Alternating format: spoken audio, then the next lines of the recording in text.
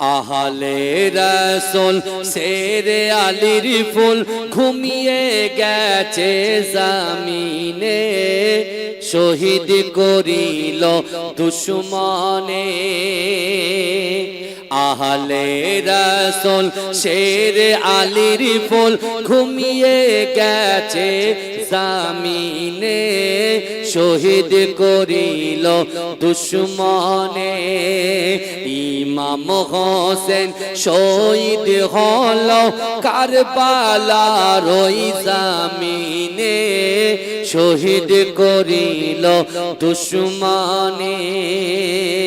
আহলে রাসূল শেরে আলীর ফুল ঘুমিয়ে গেছে জমিনে, শহীদ করিল দুশমনে। 10ই মুহররম জুম্মাবারের দিন যুদ্ধের দামামা বেজে ওঠে, তরোয়ার নিয়ে আলী আকবর কারবালার প্রান্তে ছোটে।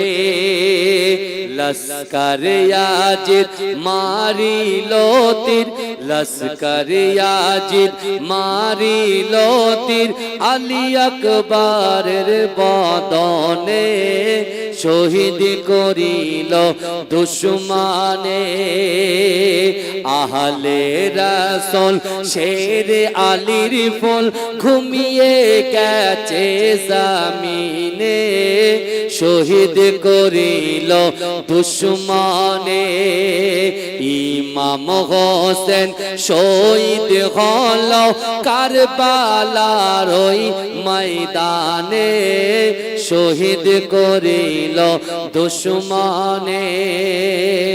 10ই মুহররম জুম্মাবারের দিন যুদ্ধের দামামা বেজে ওঠে, তরোয়ার নিয়ে আলী আকবর কারবালা প্রান্তে ছোটে। লস্কর ইয়াজিদ মারিল তীর, লস্কর ইয়াজিদ মারিল তীর, আলী আকবরের বদনে, শহীদ করিল দুশমনে। হোসেনের কোলে শিশু আজকার পানির তরে কাঁদিতে রয়, পানির বদলে এজিদ সেনা তীর মারিল আজকারের সিনায়। আজকারের রক্ত ঝরে পড়ে, আজকারের রক্ত টুপিয়ে পড়ে কারবালার ওই ময়দানে, শহীদ করিল দুশমনে। 10ই মুহররম জুম্মাবারের দিন যুদ্ধের দামামা বেজে ওঠে, তরোয়ার নিয়ে আলী আকবর কারবালার প্রান্তে ছোটে। লস্কর ইয়াজিদ মারিল তীর, লস্কর ইয়াজিদ মারিল তীর, আলী আকবরের বদনে, শহীদ করিল দুশমনে। শিমুর ছিল মস্ত নামাজি, আহলে রাসূলকে মানত না। শিমুর ছিল মস্ত নামাজি, আহলে রাসূলকে মানত না। নবীর বংশ ধ্বংস করিতে দিলেতে রহম হলো না।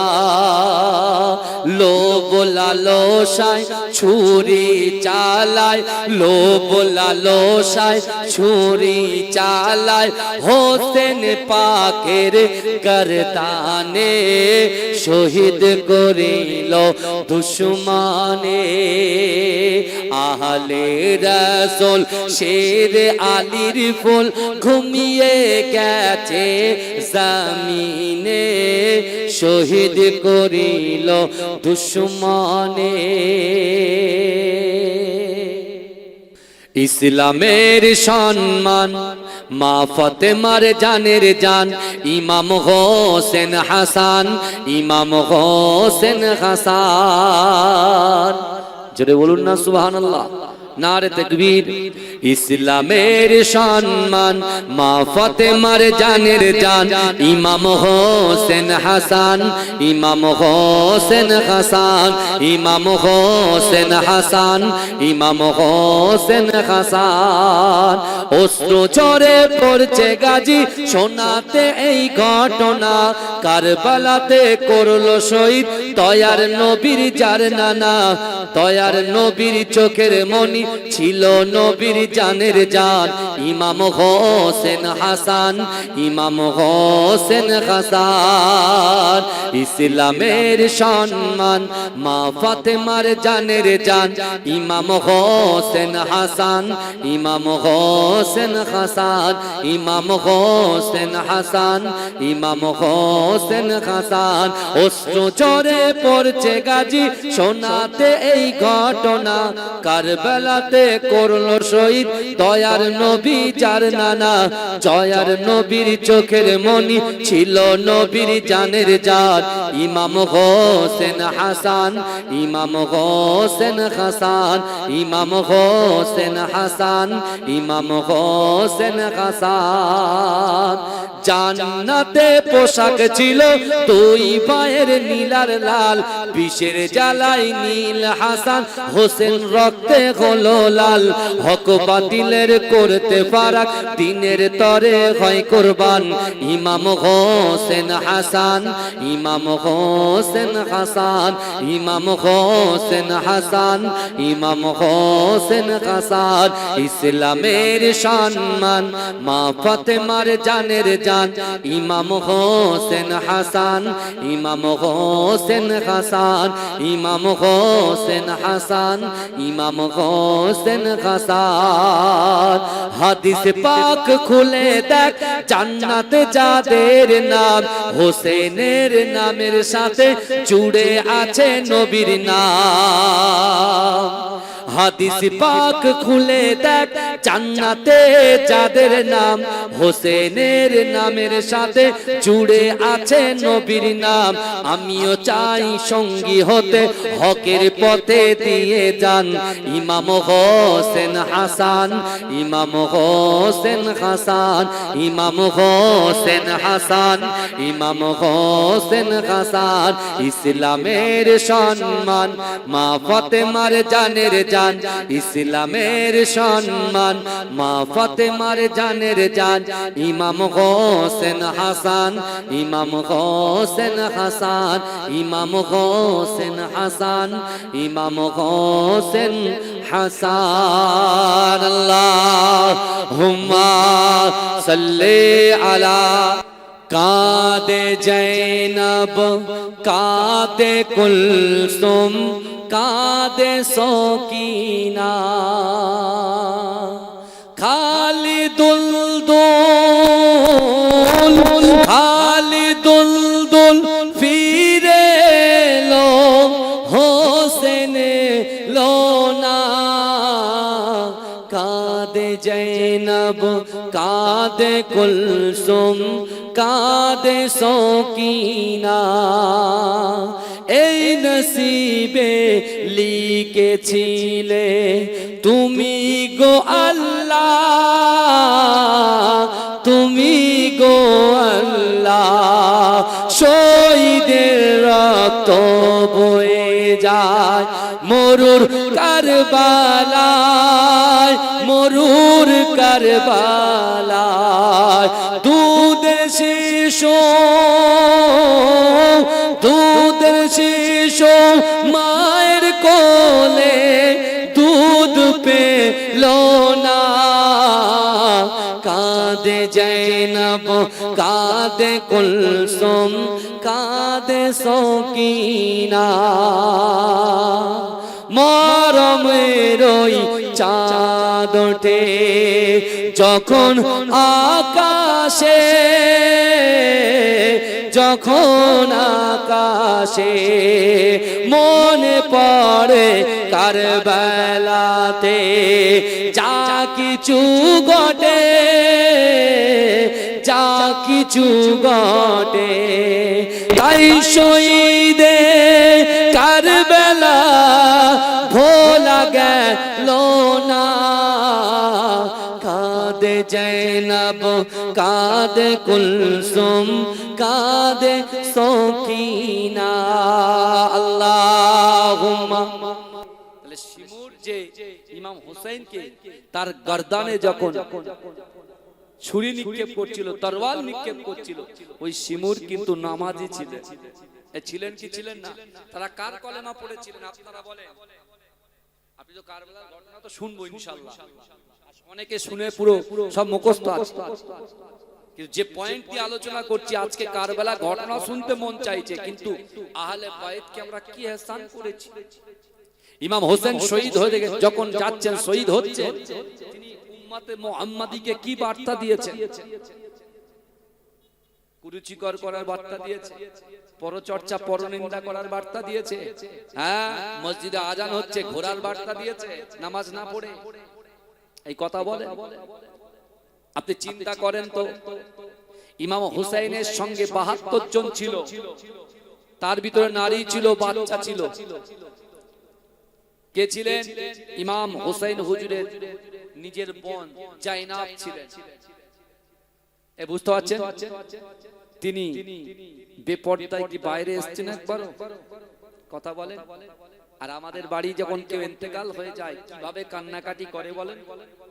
আচার খায়, আচার খায়, আর কবরে যখন রাখে আল্লাহকে বলে আল্লাহ আপনার জিনিস আপনার কাছে ফিরিয়ে দিলাম। যখন মানুষ ইন্তেকাল করে তখন মনে পড়ে এটা আল্লাহর জিনিস, আর যখন বেঁচে থাকে তখন বলে আমার জিনিস।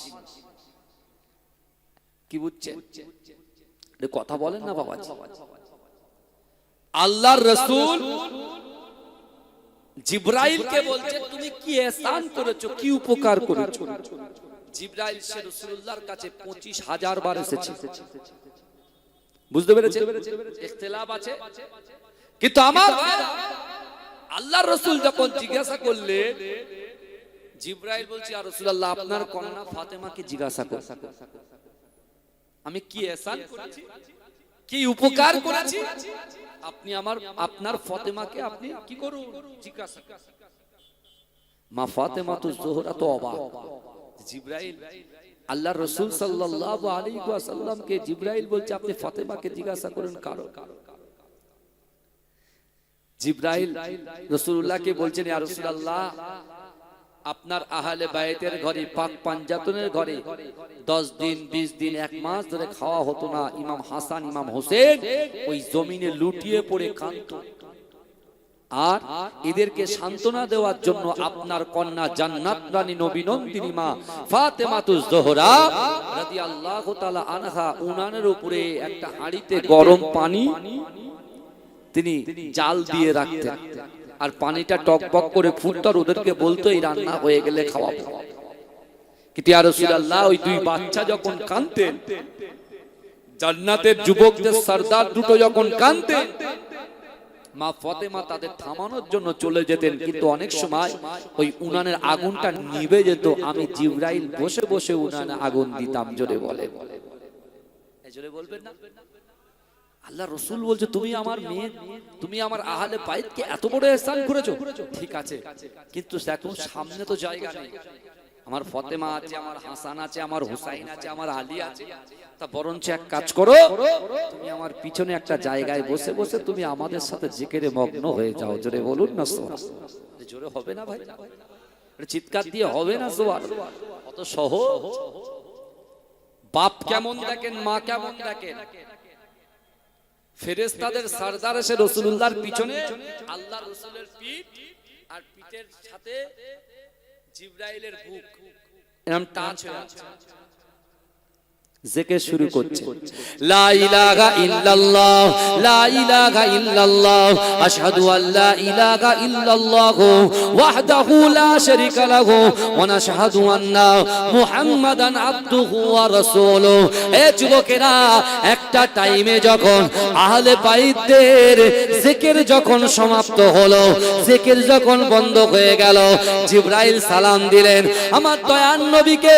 সালাম দিয়ে জিবরাইল যখন প্রথম আসমান থেকে দ্বিতীয় আসমান, দ্বিতীয় আসমান থেকে তৃতীয় আসমানে পৌঁছালেন, আমার আল্লাহ পাক রব্বুল আলামিন জিবরাইলকে বললেন, ও জিবরাইল তুমি দাঁড়িয়ে যাও, দাঁড়িয়ে যাও।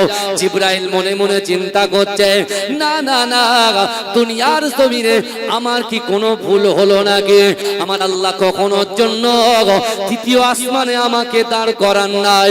এ যুবকেরা, আমার আল্লাহ পাক রব্বুল আলামিন জিবরাইলকে যখন দাঁড় করিয়ে দিলেন, জিবরাইল আল্লাহকে জিজ্ঞাসা করে, ওগো রব্বুল আলামিন আল্লাহ পাক, আমি জিবরাইল কি কোনো ভুল করেছি নাকি?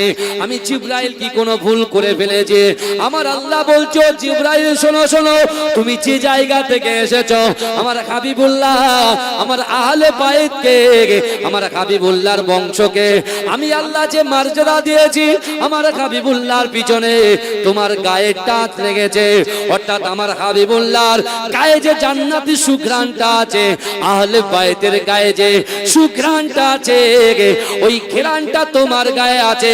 অর্থাৎ প্রথম আসমান ওই ঘ্রাণে ছয়লাভ হয়ে গেছে, দ্বিতীয় আসমান ঘুরিয়ে গেছে, তৃতীয় আসমানে তুমি যখন এসেছো, আমি আল্লাহ পাক রব্বুল আলামিন আমার হাবিবুল্লাহর এই সুঘ্রাণটা অন্য অন্য ফেরেশতাদের নেওয়ার জন্য আমি আল্লাহ পাক সকল ফেরেশতাদেরকে হুকুম করলাম, যাও যাও যাও, আমার জিবরাইলের কাছ থেকে তোমরা একটু মুসাফা করে এসো।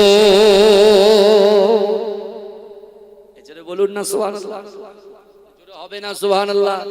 আমার রাসূলুল্লাহ টাচ লেগেছে গায়ে, সুঘ্রাণ এসেছে কার গায়ে? জিবরাইলের গায়ে। আর আল্লাহ বলছে তুমি শুধু একা আমার রাসূলুল্লাহর সুঘ্রাণ নেবে না, যত ফেরেশতা আছে সবাই তোমার হাতে হাত দিলে মানে আমার রাসূলুল্লাহর সুঘ্রাণটা সবার গায়ে পৌঁছে যাবে। জোরে বলেন। কিন্তু আমার ভাইজানেরা, হে নবী পাকের উম্মত উম্মতিরা, বিশ্ব নবী রাসূলুল্লাহ সাল্লাল্লাহু আলাইহি ওয়াসাল্লাম নিজের আপন পুত্র ইব্রাহিমকে বাম রুতে রেখেছেন। আল্লাহর রাসূলের নওয়াসা মা ফাতেমাতুজ জোহরা রাদিয়াল্লাহু তাআলা আনহার সুযোগ্য সন্তান ইমাম হুসাইনকে ডান উরুতে বসিয়ে রেখেছে। ও যুবকেরা, আপন সন্তান আর কন্যা সন্তানকে আল্লাহর রাসূল এত মোহাব্বত করছেন, এত আদর করছেন। হঠাৎ করে আবার জিবরাইল এসে আল্লাহর রাসূলকে সালাম দিলেন, আসসালামু আলাইকা ইয়া রাসূলুল্লাহ, আসসালামু আলাইকা ইয়া হাবিবাল্লাহ। আল্লাহর রাসূল সালামের জবাব দিলেন। ও যুবকেরা, জিবরাইল এসে আল্লাহর রাসূলকে বললেন, ইয়া রাসূলুল্লাহ, হাবিবাল্লাহ, না না না, আপনার কাছে একটা সংবাদ দিতে এসেছি। আল্লাহর রাসূল বলছে, ভাই জিবরাইল, আপনি কি সংবাদ দিতে এসেছেন? বলছি, ইয়া রাসূলুল্লাহ, হাবিবাল্লাহ, যেটা আপনার নিজের সন্তান আর একটা কন্যা সন্তান, এই দুই সন্তানকে আল্লাহ পাক আপনার কাছে রাখবেন না, যে কোনো একজনকে আল্লাহ পাকেরকে দিয়ে দিতে হবে। আল্লাহ পাক একজনকে নিয়ে নেবে। আপনি কি বলতে চান? এ যুবকেরা, আমার রাসূলকে আল্লাহ পাক ওমা আরসালনাকা ইল্লা রাহমাতাল লিল আলামিন করে পাঠিয়েছে। ও যুবকেরা, আমার রাসূল চিন্তা করে, না না না, আমার হাসানকে যদি আমি আল্লাহকে দিয়ে দিই, আমার হুসাইনকে যদি আমি আল্লাহকে দিয়ে দিই, আমি রাসূলুল্লাহ কষ্ট পাবো, আমার ফাতেমা কষ্ট পাবে, আমার আলী কষ্ট পাবে, আমার সাহাবারা যারা হুসাইনকে মোহাব্বত করত, আমার সাহাবারা হুসাইনকে যারা কোলে করে নিয়ে ঘুরে বেড়াতো, তারাও কষ্ট পাবে। কিন্তু না না না, আমার ইব্রাহিমকে যদি আল্লাহকে দিয়ে দিই, আমি রাসূলুল্লাহ একা কষ্ট পাবো। না না না, আমার কন্যা, আমার সাহাবারা, আমার আলী কষ্ট পাবে, আমি রাসূলুল্লাহ এটা সহ্য করতে পারবো না। ও যুবকেরা, আল্লাহর রাসূল বললেন, ভাই জিবরাইল, যাও যাও যাও, আমার নিজের সন্তান ইব্রাহিমকে আমি আল্লাহকে দিয়ে দিলাম। ভাইজান, চিন্তা করে এটা আমার সেটা আমার, আমরা চিন্তা করি জায়গা ভাগ করার সময় আমার আমার মনে যে আগে আমি কখন নেব। আল্লাহর রাসূলের কাছে জিবরাইল এসে বলছে আপনার আপন পুত্র ইব্রাহিমকে আপনি রাখতে পারেন, আর আপনার কন্যা ফাতেমার পুত্রকে আপনি রাখতে পারেন, দুটোকেই রাখুন, কিন্তু একটাকে আল্লাহকে দিতে হবে। রাসূল কোনটা চুজ করলেন? নিজেরটাকে চুজ করলেন, কারণ নিজে আমার ক্ষতি হলে আমার কষ্ট, আর যদি মেয়ের ক্ষতি হয় জামাই কষ্ট পাবে, মেয়ে পাবে, আর তাদের যারা মহব্বত করে ভালোবাসে তারা পাবে। রাসূল নিজের কষ্টটাকে নিজে মেনে নিলেন। আর আল্লাহর রাসূল সাল্লাল্লাহু আলাইহি ওয়াসাল্লাম সাহাবাদেরকে ডেকে ডেকে বলতে, এ আমার সাহাবারা দেখো, আমার হুসাইন আমার কোলে আছে, কারণ আমি আমার হুসাইনের জন্য, হুসাইনের ভালোবাসার জন্য আমি আমার নিজের আপন পুত্রকে আমি আল্লাহকে দিয়ে দিয়েছি, কুরবান করে দিয়েছি। জোরে বলে। সেই ইমাম হুসাইন আস্তে আস্তে বড় হচ্ছে, আল্লাহর রাসূল জানতেন ইমাম হুসাইনকে নির্মমভাবে হত্যা করা হবে, শহীদ করা হবে। বাবাজি, আল্লাহর রাসূল সাল্লাল্লাহু আলাইহি ওয়াসাল্লাম পর্দা নেবার পরে ইমাম হাসান হুজুরের পরে কি হইলে যখন আস্তে আস্তে মুয়াবিয়া যখন খলিফা হলেন, তার পুত্র ইয়াজিদ, তাই তো নাকি কথা বলে, তার পুত্র ইয়াজিদ যখন মাসনাদে বসলেন, ভাই কিছু কিছু গোপনে গোপনে অনেক বদমাইশি মানুষের ভিতরে আছে, কিন্তু প্রকাশ্যে আসে না, আর যখন পাওয়ার পেয়ে যায় তখন প্রকাশ্যে আসে। যারা কথা বলার নয় তারা খুব কথা বলে, তাই না? বুঝতে পারছেন? একটাই মনে রাখতে হবে, পাওয়ার পেয়ে পাওয়ারটাকে মিসইউজ করলে আগামী দিনে চেয়ার থাকবে কিন্তু মানুষ থাকবে না। কথা ঠিক না ভুল? কথা বলে, চেয়ারের জায়গায় থাকবে কিন্তু মানুষ চেঞ্জ হবে। আমি এখানে বসে আছি, কিছুক্ষণ পর আরেকজন আসবে, বুঝতে পারছেন না? কিন্তু কথাগুলো রয়ে যাবে, ব্যবহারটা রয়ে যাবে। ইয়াজিদ যখন খলিফা বলেন, ইমাম হোসেন হুজুরের কাছে কুফা থেকে বারবার ফরমান আসছে, ইমাম হোসেন হুজুর, আমরা ইয়াজিদকে খলিফা বলে মানতে পারি না, আমরা সকলে আপনার হাতে বায়াত হতে চাই, অর্থাৎ আপনি আমাদের খলিফা হবেন। জোরে বলুন, এই জোরে বলবেন। আর কুফার গভর্নর ছিল নোমান বিন বাসির, বুঝতে পেরেছেন? তিনি ছিলেন রাসূলুল্লাহর মস্ত বড় একজন সাহাবা, তার দায়িত্বে আছেন কুফা। আর বাবাজি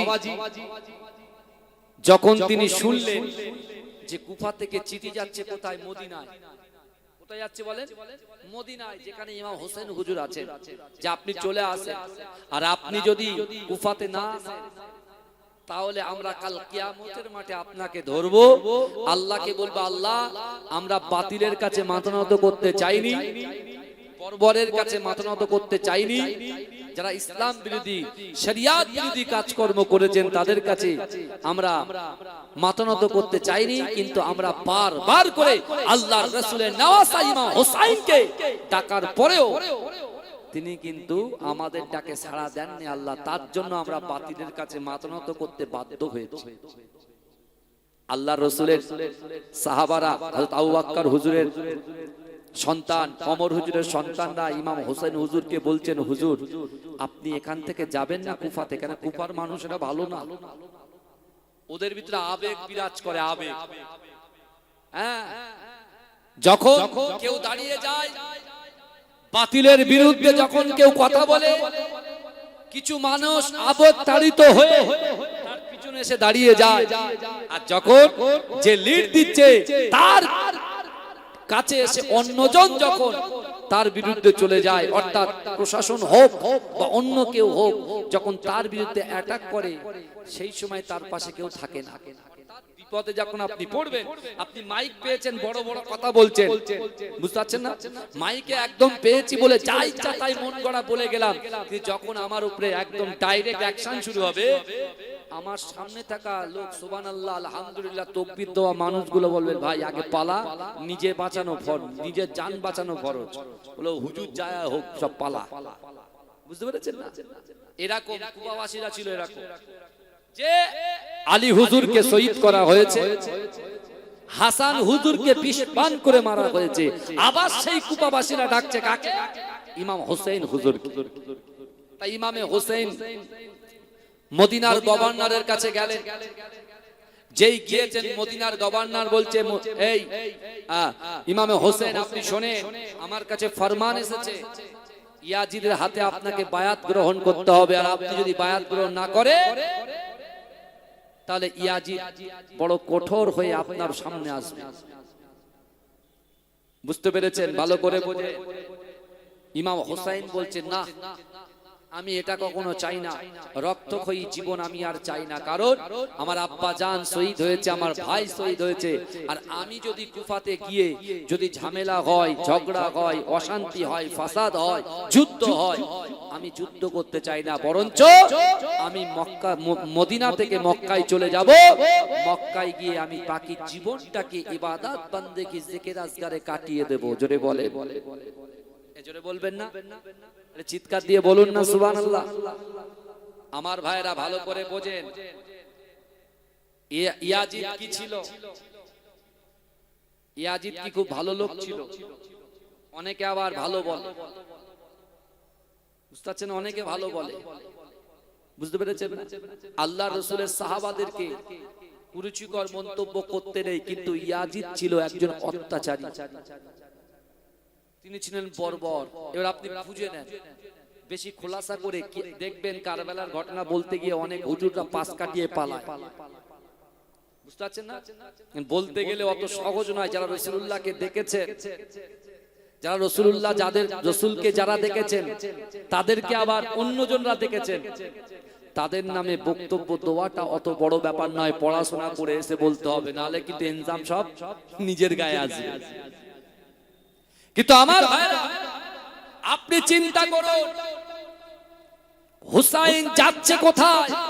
মক্কায়।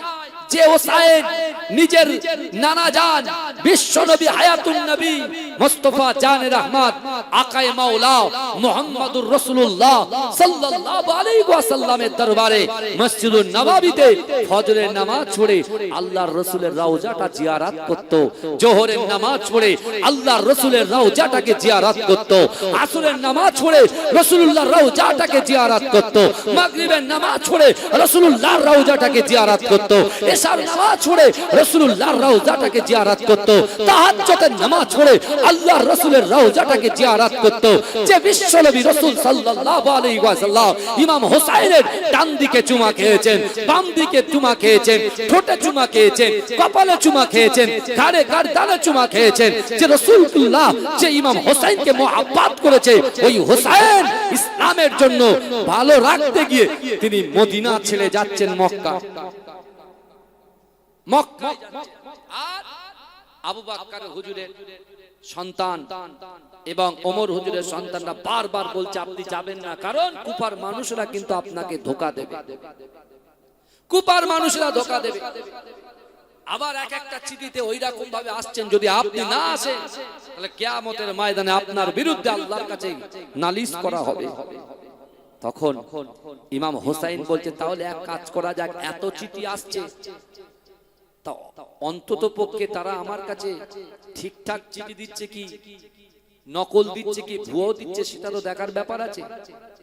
তাহলে এক কাজ করি, আমার একজন প্রতিনিধি যাক কুফাতে, আমার এক প্রতিনিধি যাক, সে গিয়ে দেখুক, সে যাচাই বাছাই করুক, সে মানুষের সঙ্গে কথা বলুক, সে যদি আমাকে বলে যে না যারা চিঠি দিয়েছেন তারা সত্যি সত্যি ভালো মানুষ, তাহলে আমি হোসাইন ঠিক কুফাতে চলে যাব। কাকে পাঠাবে? মুসলিম বিন আকিলকে তিনি ঠিক করলেন, তার নিজের চাচতো ভাই ইমাম হোসেন হুজুরের চাচতো ভাই মুসলিম বিন আকিলকে তিনি রেডি করলেন।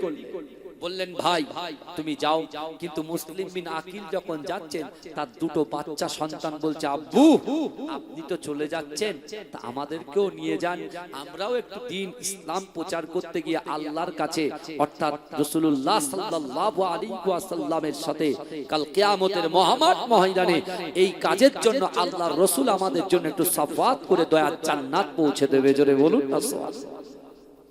মুসলিম বিন আকিলকে কুফাতে পাঠিয়ে দিলেন কে? ইমাম হোসেন হুজুর আর রাসূলুল্লাহর কিছু সাহাবা।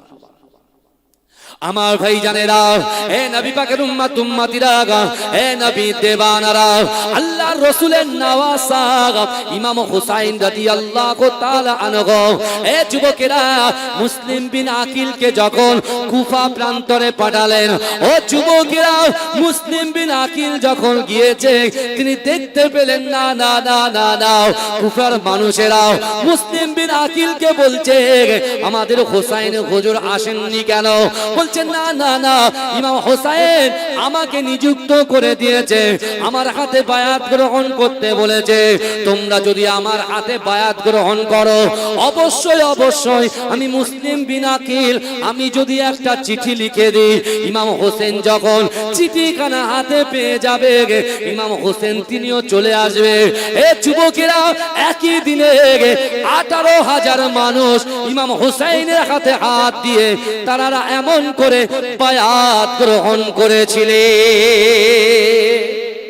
প্রথম দিনে 18 থেকে 20,000 লোক ইমাম হোসেনের মুসলিম বিন আকিলের হাতে বায়াত গ্রহণ করলেন। জোরে বলুন না সুবহানাল্লাহ। আর কুফার গভর্নর কে ছিল? নোমান বিন বাসির। উনি দেখছেন যে আহলে বাইতের হাতে হাত দিয়ে মানুষ দলে দলে ইমাম হোসেনের পক্ষে বায়াত গ্রহণ করছে। জোরে বলুন না সুবহানাল্লাহ। কিচ্ছু বলছেন না। হঠাৎ করে ইয়াজিদ বাহিনীদের ভিতরে একজন ইয়াজিদের কাছে খবর দিচ্ছেন, ও ইয়াজিদ কি ব্যাপার, আপনি তো মাসনাদে বসে আছেন কিন্তু ওই দেখেন না মদিনা থেকে মুসলিম বিন আকিলকে ইমাম হোসেন হুজুরের পক্ষে তার হাতে হাত দিয়ে আপনার এলাকার মানুষেরা দলে দলে তারা কাকে খলিফা বলে বায়াত গ্রহণ করছে? বলেন ইমাম হোসেন হুজুরের পক্ষে মুসলিম বিন আকিলের কাছে বায়াত গ্রহণ করছেন, আর আপনি বসে বসে মত্ত হয়ে আছেন। তখন নোমান বিন বাসিরকে সরিয়ে আব্দুল্লাহ ইবনে জিয়াদকে বসিয়ে দিলেন। কোথায়? কুফার গভর্নর করে দিন। আর বললেন যাও। আব্দুল্লাহ বিন জিয়াদকে বলছেন তুমি যে কোনো প্রকারে হোক মুসলিম বিন আকিলকে যেখানেই পাবে সেখানে তাকে হত্যা করে দেবে, আর খবরদার ইমাম হুসাইন যেন এই কুফা প্রান্তরে যেন আসতে না পারে। শক্তি ধরে রাখার জন্য মানুষগুলোকে কিভাবে শেষ করছে দেখে। আমরা পাওয়ার চাই, আমরা শান্তি চাই, কিন্তু ভাই যাই এই কদিন আগে আমাদের মাঝখানে কি চিন্তা, বলে কুরবানি কি হবে, গরু কুরবানি করা হবে না, গরু কুরবানি করা হবে না। এই ইউটিউবার ভাইদেরকে বলি, এই গরুর কথা বললে তুমি নেতার ছবি দিয়ে দিচ্ছ, আমি কিন্তু কড়া স্টেপ নেব, আগে থেকে বলছি। হ্যাঁ, এমন কিছু বার্তা তোমরা দেবে না ভিউজের জন্য যে অনেক সমস্যা তৈরি হয়। আমি কিন্তু বারণ করি না, অন্য অন্য ভাইয়েরা কেউ আর এত ভিডিও করতে দেয় না। বুঝতে পেরেছি আপনারা কষ্ট করে এসেছেন, আমি আপনাদের সকলকে ভালোবাসি, আপনাদের আমি না বলি না, কিন্তু তাই বলে মেয়েদের ছবি দিয়ে দিচ্ছেন থাম্বনেইলে, হ্যাঁ পশুদের ছবি দিয়ে দিচ্ছেন, বড় বড় নেতাদের ছবি দিচ্ছেন। সেদিনকে দেখছি আমাদের মুখ্যমন্ত্রী, বর্তমান আমাদের মুখ্যমন্ত্রী শুভেন্দু অধিকারী, বুঝতে পেরেছেন, তার ছবি আর আমার ছবি পাশাপাশি দিয়েছে। কোথায় ধর্মতলা আর কোথায় তক্তপোষের তলা ভাই, আমার সাথে তার মানায় কখনো? তিনি আমাদের মুখ্যমন্ত্রী, তাকে আমরা স্যালুট করি, ভালোবাসি, বুঝতে পেরেছেন না? হ্যাঁ, তানার যে চেয়ার তাকে সম্মান করি, তাই বলে তোমরা গোজা মেরে দিচ্ছ সব জায়গায়। হ্যাঁ, একটা গরুর ছবি দিয়েছে, আমার দিয়েছে, আর আমাদের মুখ্যমন্ত্রীর ছবি দিয়েছে। দেখো কি হচ্ছে, বুঝতে পারছেন? স্বাভাবিক, এটা লোকের কাছে যাই বার্তা তো খারাপ যাবে নাকি? যাবে কি যাবে না? আমাদের দেখেন, আমাদের এলাকার যারা প্রশাসনের ভাইরা আছে তাদেরকে তো সহযোগিতা করতে হবে। আরে এ কথা তো রাসূলুল্লাহ বলেছে, তাদেরকে কাজ করার স্পেস দিতে হবে, বুঝতে পারছেন না? এগুলো করবেন না দয়া করে, এগুলো করবেন না, বুঝতে পেরেছেন না?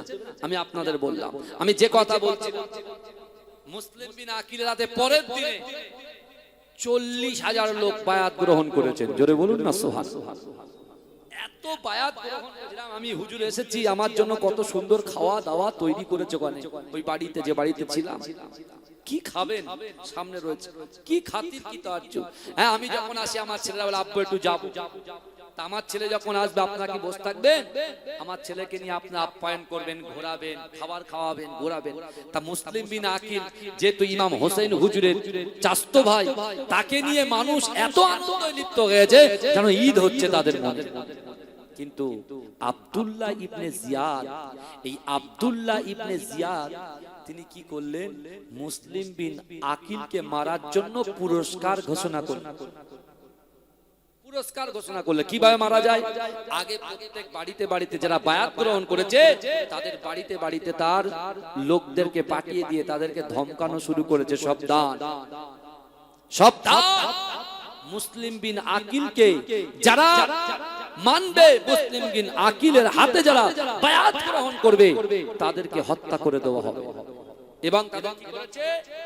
এই ভালো করে বোঝেন, একটা জায়গায় যেখানে প্রশাসনিক মিটিং হয়, এরকম একটা জায়গায় বসিয়ে সবাইকে কি করেছেন? বাড়ির লোকজনকে বন্দী করেছেন।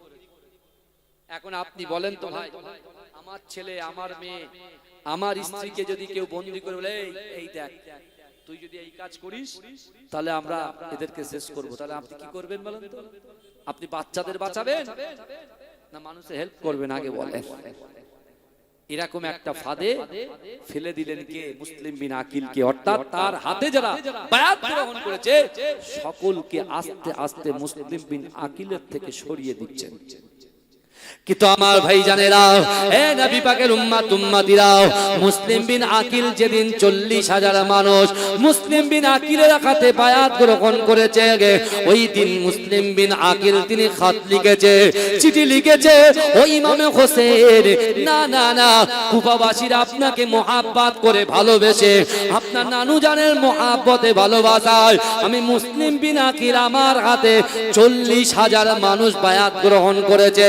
অর্থাৎ না না না, আমার চিঠি পাওয়ার সাথে সাথে আপনি অবশ্যই অবশ্যই কুফার দিকে রওনা হয়ে যান। এ যুবকেরা, যেদিন চিঠিটা ছেড়ে দিলেন, যেদিন চিঠিটা ছেড়ে দিলেন, ঠিক সেই দিনে মুসলিম বিন আকিলের কাছ থেকে একে একে মানুষ সরতে লাগলেন। এ যুবকেরা, মুসলিম বিন আকিল ফজরের নামাজ পড়ে মানুষগুলোকে যখন ডাক দিলেন, কেউ তার ডাকে সাড়া দিলেন না। এ যুবকেরা, কিছু কিছু মানুষ এসে বললেন, ও আল্লাহর রাসূলের খানদান মুসলিম বিন আকিল, না না না, আপনি লুকিয়ে যান, লুকিয়ে যান, আব্দুল্লাহ ইবনে জিয়াদ সে আপনাকে কতল করার জন্য মানুষগুলোকে রাস্তায় বার করে দিয়েছে, না না না, আপনি আর আমার বাড়িতে থাকবেন না। এ যুবকেরা, হে নবী পাকের উম্মত উম্মতিরা, ইমাম হোসেনের চাচতো ভাই মুসলিম বিন আকিল তিনি এমন করে কুফা নগরে প্রত্যেক বাড়িতে বাড়িতে যখন যায় সকলে দরজা বন্ধ করে দেয়, জানালা বন্ধ করে দেয়। ও যুবকেরা, একটুখানি চিন্তা করুন, কত দিনে একদিন আগে মানুষগুলো তার জন্য পাগল পারা পারা হয়ে গেছে, 40,000 মানুষ তার পিছনে তারা এমন করে দলবদ্ধ ভাবে সারিবদ্ধ ভাবে থেকে গেছেন। কিন্তু না না না, ইবনে জিয়াদ যখন দায়িত্ব নিল মুসলিম বিন আকিলের কাছ থেকে, প্রত্যেক মানুষেরা যখন সরে গেল, ও যুবকেরা, মুসলিম বিন আকিল বলল, ও পাপী পাশিন্য, এ কুফা নগরের মানুষেরা, না না না, তোমরা আলী হুজুরকে শহীদ করেছো, হাসান হুজুরকে শহীদ করেছো, না না না, তোমরা কেন বায়াত গ্রহণ করলে? এই নাজুক সময়ে আমি মুসলিম বিন আকিল, আমার 2 জন সন্তান তারা কন্দনরত অবস্থায় আছে, কতদিনে তারা খুশি ছিল, আজকে তাদের পাশে কেউ নাই, তাদের ক্ষুধা নিবারণ করার মতো কেউ নাই।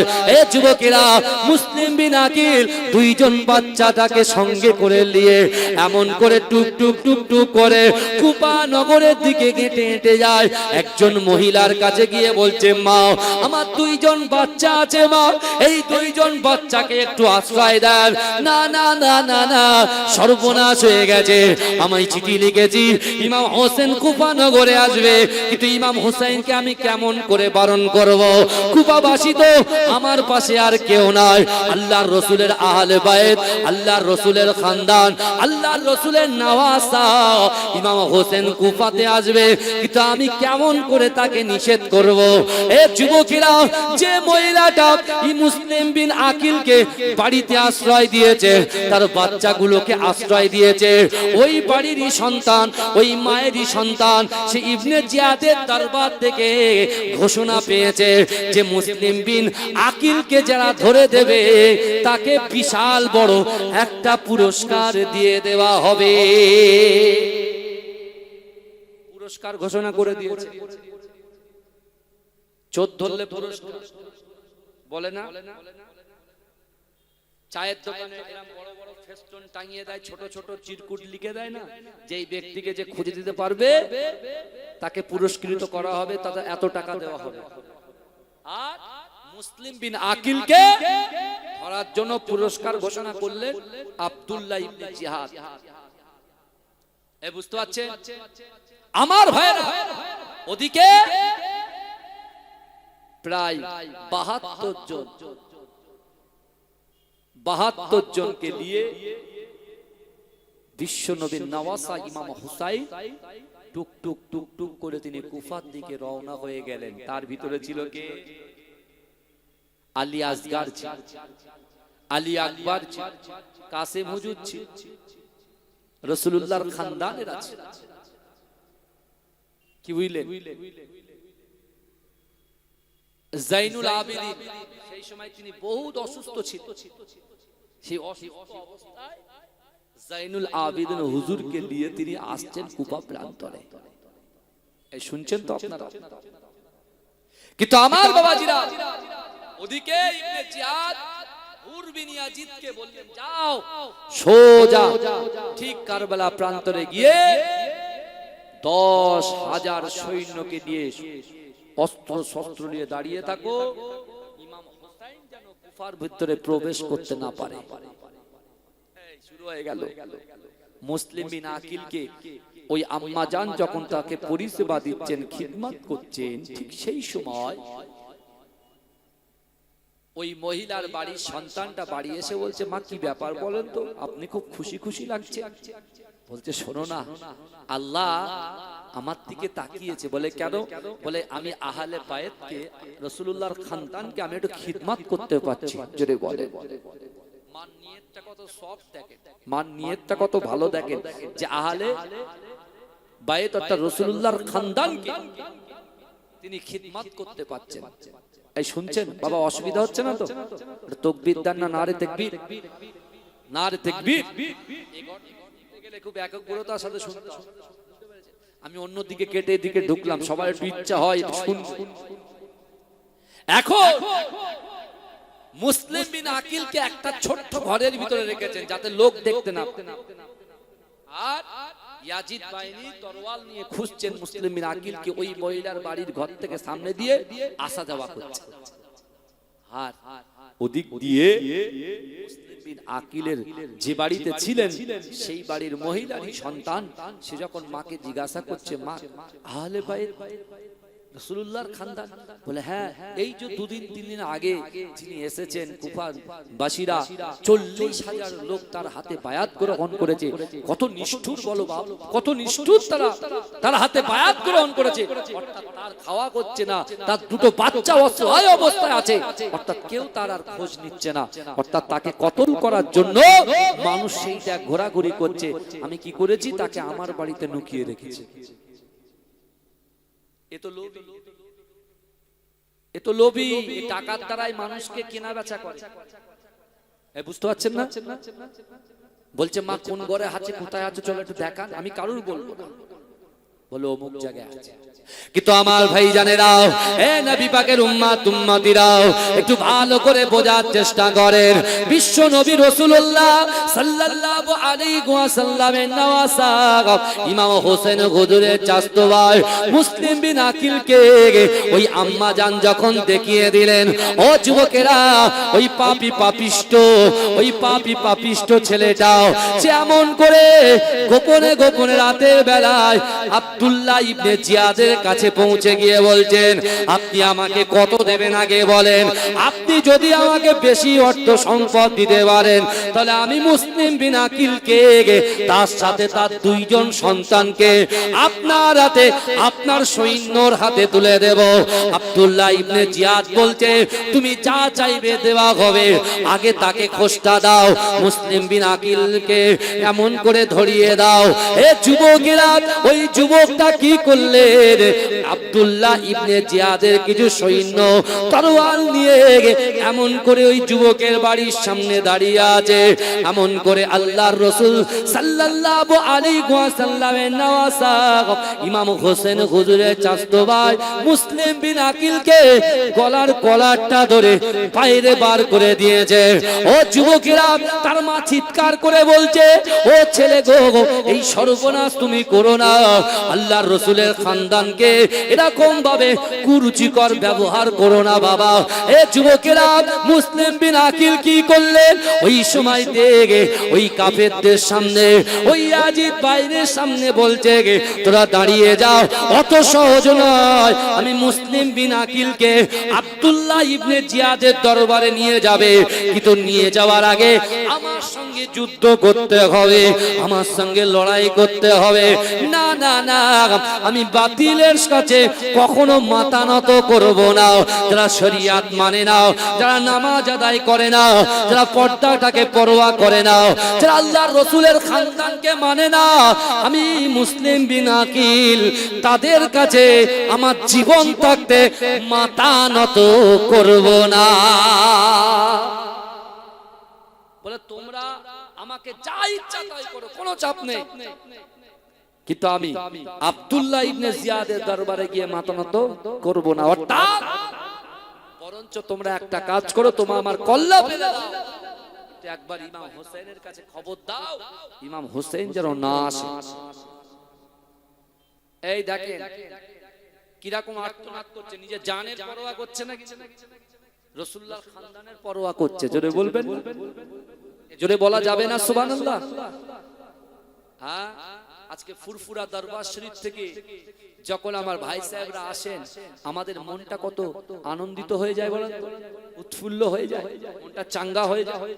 আবার অনেকে বিরোধিতা করে, কি করে না? হাতের 5টা আঙ্গুল সমান আছে না নাই? হাতের 5টা আঙ্গুল তো সমান নাই। তারাও তো রাসূলুল্লাহর খানদান, এই কথা বলে। কিন্তু আমার ভাইরা মুসলিম বিন আকিলের সামনে তার 2 বাচ্চাকে হত্যা করলেন, তারপরে সন্তানের জন্য কাঁদলেন, ইমাম হোসেন হুজুরের জন্য কাঁদছেন। কিন্তু আমার ভাই জানেরাও, হে নবী পাকের উম্মত উম্মতিরাও, একটু ভালো করে বোঝার চেষ্টা করুন বাবা। না না না, ওই দিক থেকে 72 জনকে নিয়ে কারবালা প্রান্তরে ইমাম হোসেন এসে শুনছেন তার চাচতো ভাই মুসলিম বিন আকিলকে নির্মম ভাবে কাফেরেরা, ইয়াজিদ বাহিনীরা, আব্দুল্লাহ ইবনে জিয়াদের দলের লোকেরা তাকে হত্যা করে দিয়েছে, তাকে কতল করে দিয়েছে। হে যুবকেরা, হে নবী পাকের উম্মত উম্মতিরা, ওই সময়তে আল্লাহর রাসূলের নওয়াসা ইমাম হোসেন হুজুর হুর বিন ইয়াজিদকে বললেন, এই জায়গাটা কোথায়? আমি যে জায়গায় দাঁড়িয়ে আছি এই জায়গাটা কোথায়? হুর বলছে, এই জায়গাটা হলো কারবালা, কারবালা, কারবালা। ও যুবকেরা, যেই দা কারবালার নামটা শুনলেন, ইমাম হোসেন বলছে, না না না, আমি এই কারবালা প্রান্তরে শহীদ হব, এটা তো আমি জানি, আমার নানা জান, আমার আম্মা জান, আমার আব্বা জান সবাই জানে, কিন্তু না না না, আমি তো কুফার মানুষের ডাকে সাড়া দিয়ে এসেছে। আমি তো কুফাতে লড়াই করতে আসি নাই, যুদ্ধ করতে আসে নাই। না না না না না, আমি যদি যুদ্ধ করতে আসতাম তাহলে আমার রুগ্ন সন্তানটাকে নিয়ে আসতাম না, আমার কোলের বাচ্চা আলী আসগারকে নিয়ে আসতাম না, আমার বাড়ির মহিলারা তাদেরকে আমি নিয়ে আসতাম না। হুর বিন ইয়াজিদ বলছে না না, আমি আপনার নানা জানকে মহব্বত করি, আমি আপনার নানা জানের কালেমা পড়ে, বরঞ্চ আপনি একটা কাজ করুন, আপনি আমার সঙ্গে কথা বলুন, আর রাতের বেলা আপনি চলে যান, আপনি আপনার নির্দিষ্ট গন্তব্য জায়গায় চলে যান।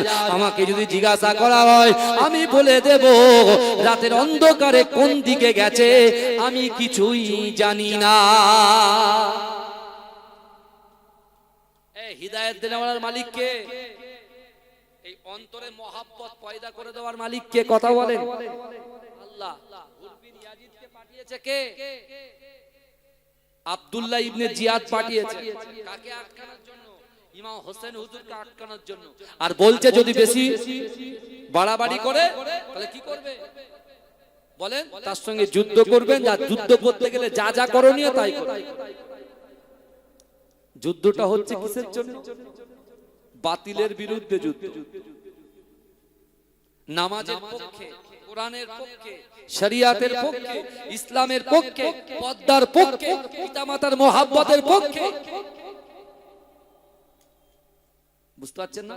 আর এখন যে কাজগুলো আমরা করছি ভাই, উল্টোটা করছি। নামাজ আমাদের জন্য ফরজ, পর্দা আমাদের জন্য ফরজ। কথা বলে না কেন?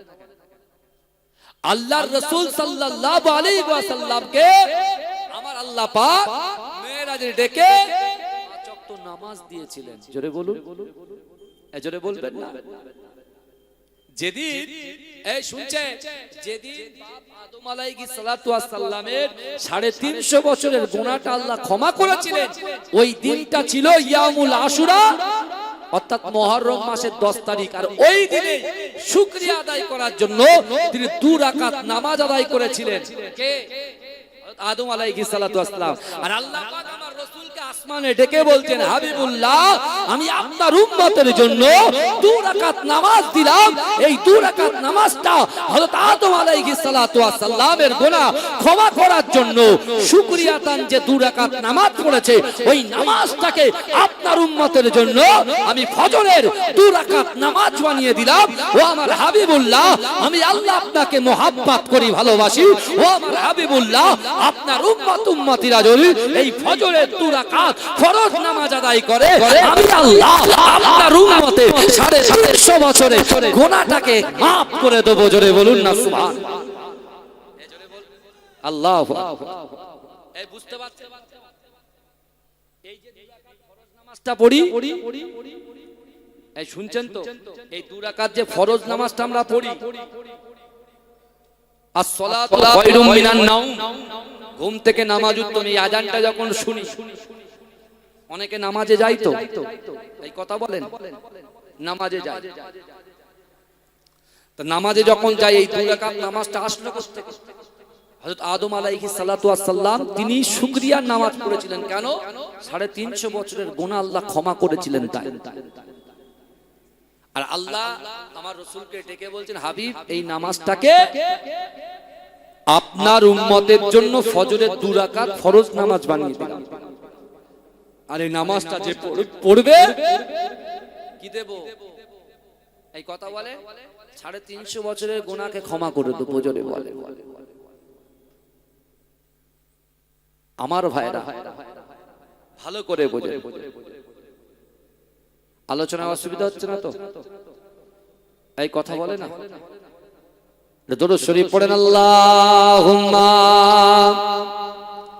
সাল্লি আলা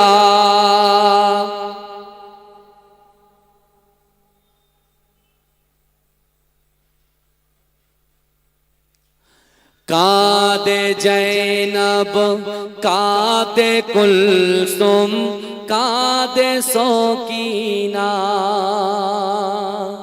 খালিদুল দুল, খালিদুল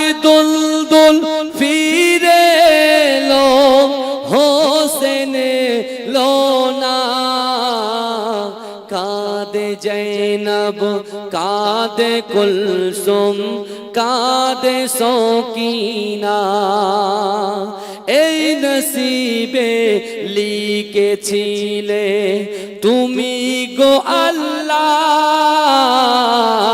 তুমি গো আল্লাহ শহীদের রক্ত বয়ে যায় মরুর কারবালায় মরুর কারবালায় দুধের শিশু দুধের শিশু মায়ের কোলে দুধ পেল না কাঁদে জৈনব কাঁদে কুলসুম কাঁদে সকিনা মরমের ওই চাঁদ ওঠে যখন আকাশে যখন আকাশে মনে পড়ে কারবালাতে যা কিছু ঘটে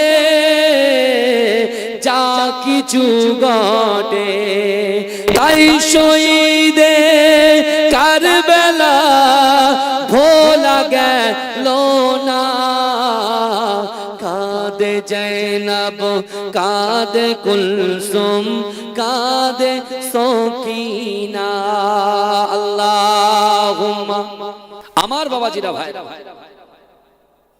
এই হুরবিন ইয়াজিদ কি বললেন সুযোগ দিলেন রাসূলুল্লাহর মোহাব্বতে সুযোগ করে দিলেন যে আপনি আমার সঙ্গে কথা চালিয়ে যান যেহেতু আমার পিছনে যে সৈন্যগুলো আছে তারা কাছে বার্তা যেন না যায় বুঝছেন তো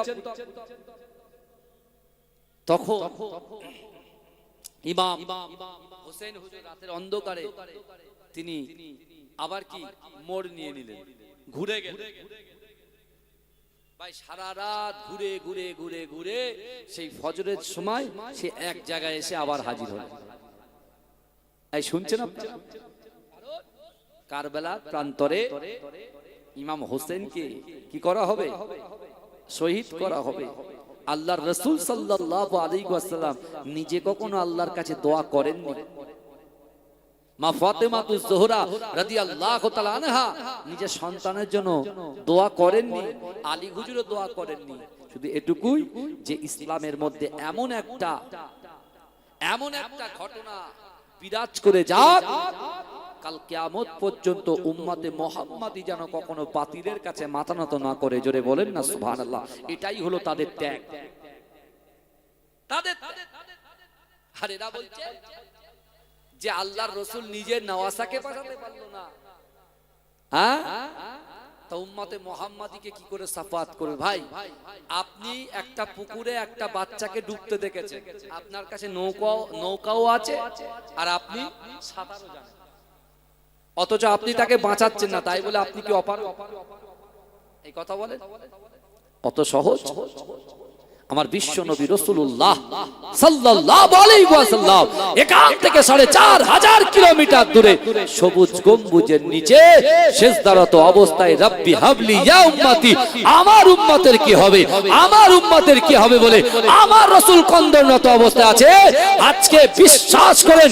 হে যুবকেরা ভাইরা আজকে বিশেষ করে এই শোলাপুকুর গ্রামে যুবকদের কলিজার ভিতরে অন্তরের ভিতরে মায়েদের কলিজার ভিতরে অন্তরের ভিতরে আল্লাহর রাসূলের মুহাব্বত ভালোবাসা যদি থাকে আমার রাসূল সাল্লাল্লাহু আলাইহি ওয়াসাল্লাম এই মুহররম মাঠে যে কোনো মুহূর্তে যে কোনো সময়ে হাজির হয়ে যেতে পারেন জোরে বলুন না সুবহানাল্লাহ এই জোরে বলা যাবে না এই জোরে বলা যাবে না সুবহানাল্লাহ আবার হুরবিন ইয়াজিদ বলছেন আপনি এক কাজ করুন আর একবার আপনি চেষ্টা করেন সারা দিন আমার সঙ্গে কথা বলতে থাকে রাতের বেলা আপনি আবার আপনার গন্তব্য জায়গায় চলে যাবেন ভাই যা তিনবার গিয়েছেন তিনবারই একই জায়গায় তখন হুরবিন ইয়াজিদ বলছে আর তো কিছু করার নাই ইমাম হুসাইন বলছে তা আমি এখানে তো লড়তে আসিনি ঝগড়া করতে আসিনি কুপা মানুষরা আমাকে ডেকেছে আমি এসেছি বরঞ্চ একটা কাজ করো, নাই আমার ইয়াজিদের সঙ্গে সাক্ষাৎ করিয়ে দাও, নাই আমার সঙ্গে চুক্তিবদ্ধ হও, নাই আমাকে এখান থেকে কোনো একটা জায়গায় যেতে দাও, সে জায়গায় গিয়ে আমি দ্বীন ইসলামের প্রচার করব, অর্থাৎ মানুষকে আমি দ্বীন প্রচারের জন্য বলবো, অর্থাৎ আমি দ্বীন প্রচার করব। জোরে বলুন না সুবহানাল্লাহ। কিন্তু না, 7ই মুহররম, আজকে তো 10ই মুহররম, আর 7ই মুহররম অলরেডি টোটাল ফোরাত নদীর পানি সবকিছু ব্লক করে রেখেছে। কিন্তু এই হুরের অন্তরের ভিতরে আহলে বাইতের মহব্বত ছিল, কিন্তু সে আব্দুল্লাহ ইবনে জিয়াদের ভয়ে সে কিছু বলতে পারছে।